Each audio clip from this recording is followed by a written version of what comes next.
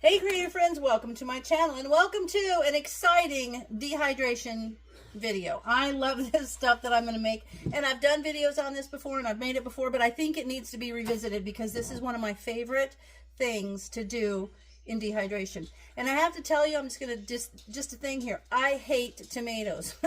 I will not eat a raw tomato at all.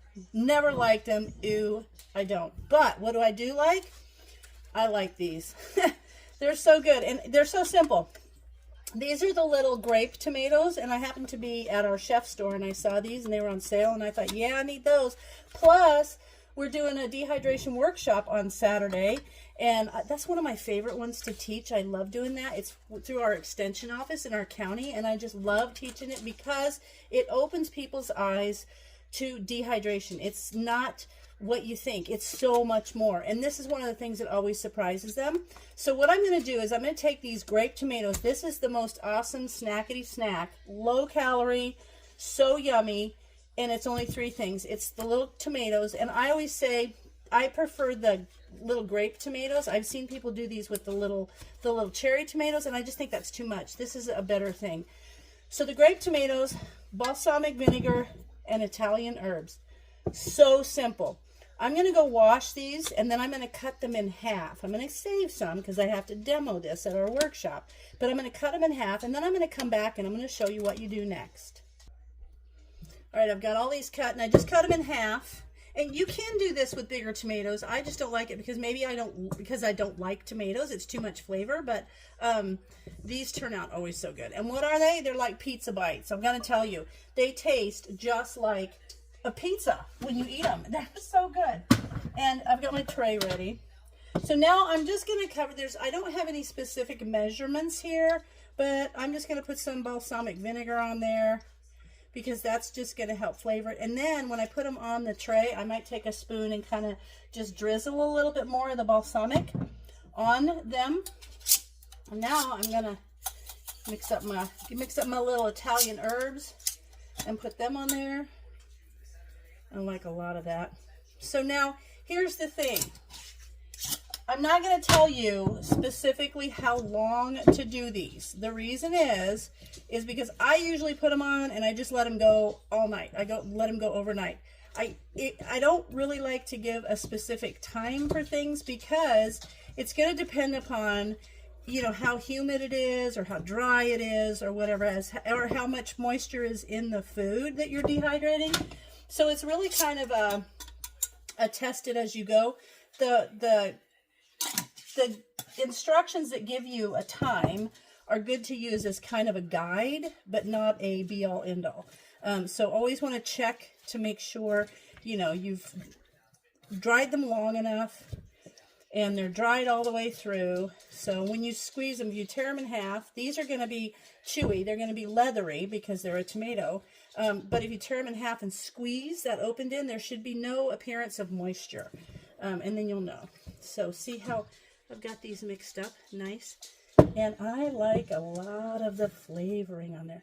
So really a low-calorie, yummy snack. 4 or 5 of these are really great to have for, you know, for a quick snack. I've taken these when we travel just to snack in the car. And they're so good. I'm going to put some more herbs on there. See how I'm just doing it? I'm doing it until they look the way I want them to, which is pretty much so that they've got herbs on them all. There's no bald ones. And it'll pretty much stick on the open face of them. Now, when I put them on the tray, you want to have the open side up. That will help them dehydrate better. And there we have it. That's all there is to it. So now I'm going to put some on the trays. And I kind of just want to make sure that they're all open, facing up. And now I'm going to load my trays and stack them. You kind of want space between them.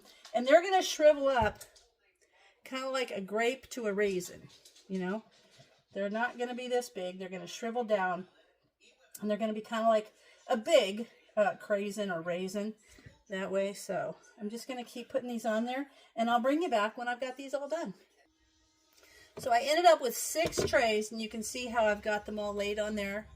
And now I'm going to put these on the dehydrator at 135 because that's what the, for vegetables, that would be the appropriate temperature for that. And I just leave them on. I just leave them, you know, I'll check them before I go to bed, maybe shift the trays around a little bit because the top will dry a little faster because the heating element is on the top. So get that seed off there. So I will do that. Now I've got this much left. And I decided what I'm going to do with that is I'm going to melt a little bit of butter and I'm going to mix that together. And then I'm going to kind of drizzle that over some bread, kind of like a garlic bread. I think it's going to be awesome. So I'm going to pop these on the dehydrator and then I will come back to you when they're done. So they are done. I let these go overnight. I'll take some out for you. I'm not going to have these. So you can see how they are so good. Anyway, so they're a little bit, you know, they're kind of crispy on the edges, but still pliable in the main part. And the way you can tell if they're fully dehydrated is you pull them apart and then squeeze them. There's no moisture that comes out. So they're like a leathery thing, but they are so good. I love these. They're so good. And I don't like tomatoes. I don't want to touch the rest of these because I'm taking these for our workshop for samples. But it tastes like a pizza. So I'm just going to pour these out and let you see. They actually look kind of pretty if they were sitting in a nice bowl. And you see this, this is an accessory that you can get a lot of times with your dehydrator. And I recommend these. These I just put directly on the trays. And sometimes things will stick. But if you know it's going to be something like a tomato-y thing that's going to kind of stick, these are really nice because I'm going to eat these too. Because you can just bend them and then pop them off. So I love these things. They're so good. This one was really thin, so it's a little bit more crispy. But they taste like pizza. And they're so good. So I made these for our workshop. Now I put them in a bag. And what you're going to look for to make sure, another way to make sure that they're done, is you're going to seal them. I can put them in a bowl with maybe a piece of plastic wrap. Or put them in a jar with the lid on. And you sit there and watch. Watch over, you know, 12, 24 hours. Make sure there's no condensation that happens inside of that container so that you can make sure that they're fully dried. Now, if you do get a little condensation, doesn't mean they're ruined. Just means pop them back on the dehydrator and let them dry more. So these are phenomenal. I hope you guys make them. They're so yummy. And I know that this whole bunch, this was that one whole container of tomatoes, except for maybe 10 that I left out to do the demo. But this is what they'll dehydrate down to.